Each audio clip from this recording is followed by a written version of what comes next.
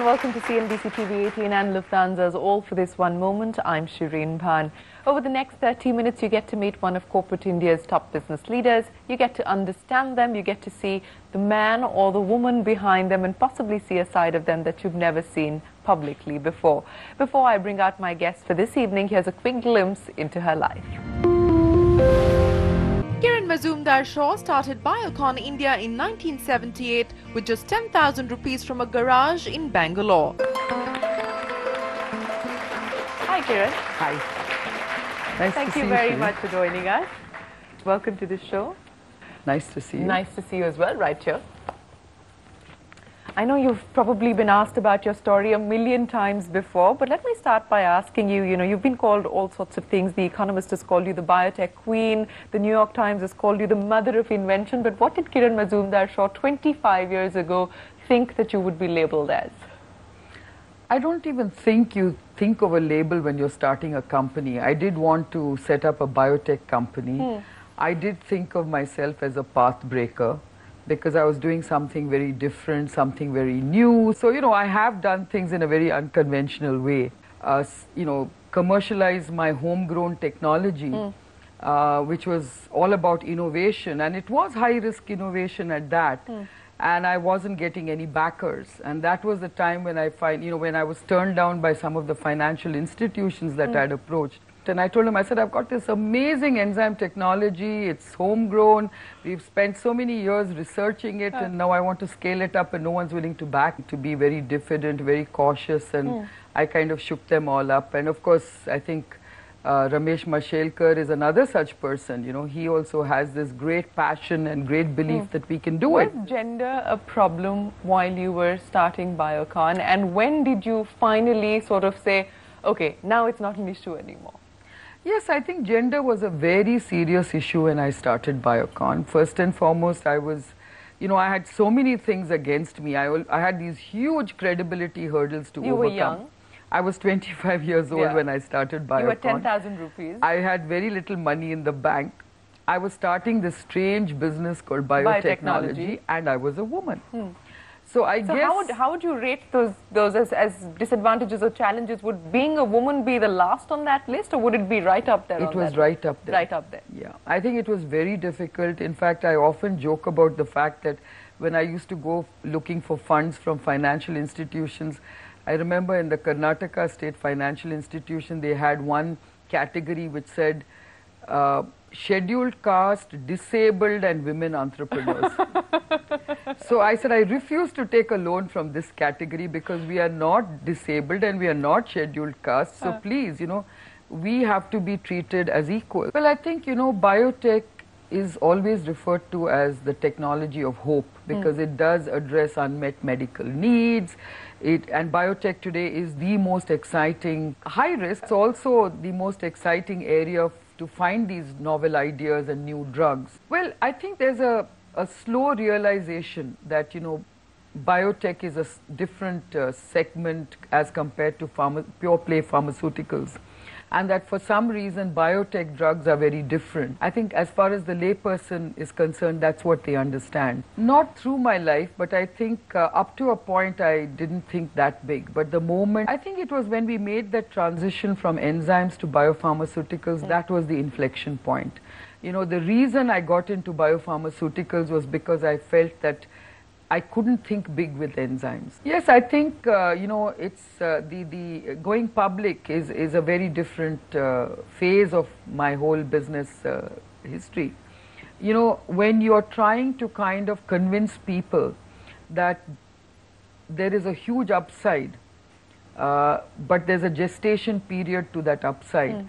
And when you're operating in a market where everybody has very short gestation timelines, it's very difficult to convince the market that you're on the right track. So I have never been affected by what the market perceives my business to be.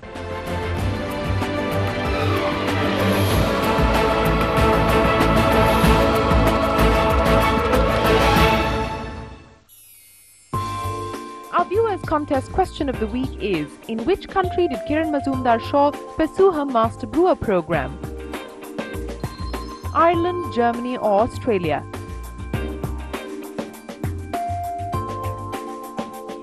SMS LH moment space followed by option A, B or C to 52622 and win fabulous gift hampers from Lufthansa. Mr. Malia, can you hear me? Yes, I can.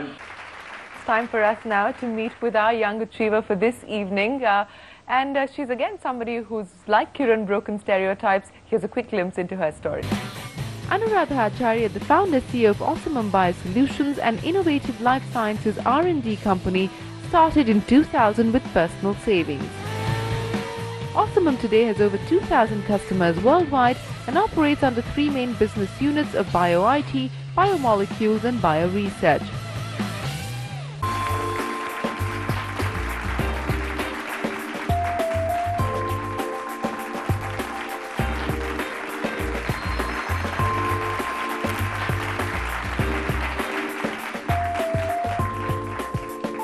Given the current global scenario, how do you think we can create a perfect ecosystem for our own pharma biotech innovation, and also how do we project ourselves to be the preferred partners or the preferred companies to be able to work with the other bigger pharmas? I think we have a very, very strong value proposition for big pharma globally. We have a talent pool that's rich. We have a cost base that's very attractive, and we can deliver high value using the combination of the two. Globally, companies are being forced to reinvent themselves. I think there is still going to be a huge demand on them to invest in R&D. And I think although we as a country cannot claim to be great innovators, I think we can help them innovate. And I think companies like yours, I think the service sector, markets understand a real business, okay? So if you're trying to IPO with a business that is about just valuation, they still don't understand or they don't want to invest in that kind of space. So I think when we IPO'd, we realized that you had to have a business with profits and a good top line, a good bottom line.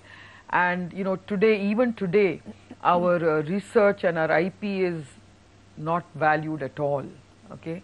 So I think that sort of realization is only going to come when our products start becoming successfully commercialized. So they still don't understand this whole concept of IP, innovation and intellectual asset creation, which is what we're all trying to do. So I would say that if you're trying to IPO a business that does not have revenues and profits, then it's going to be very difficult to get the real valuation for your company. I think I was fortunate because I was the first biotech listing. People didn't quite understand what biotechnology was about. They were very enthused by what information technology had delivered. And I guess I got the advantage of that unknown, uncharted territory that I treaded upon. But today I think things are very different. May I call upon Lawrence Rhines from Lufthansa to give you both a very special memento.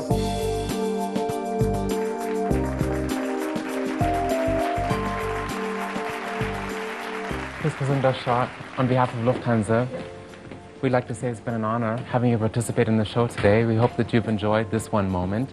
As a small token of our appreciation, we're happy to present you with a model of the Airbus A380, which has been christened in your name. Oh, wow. And again, thank you very much for your participation. Thank you very much, and I hope to fly it one day. Yes, we're happy to welcome you on board. Thank you. Likewise, Mr. Chaya, we wish you much success. We at Lufthansa in your future endeavors. And in commemoration, we'd also like to present you with 2 round-trip business class tickets from any of our 7 gateways in India to any of over 100 destinations in Europe. Yeah, we hope you enjoy your trip. Thank you very much. All right, on that note, it's time for us to wrap up this edition of All for This One Moment. My many thanks to all of our guests for joining us here this evening. We'll see you again next week.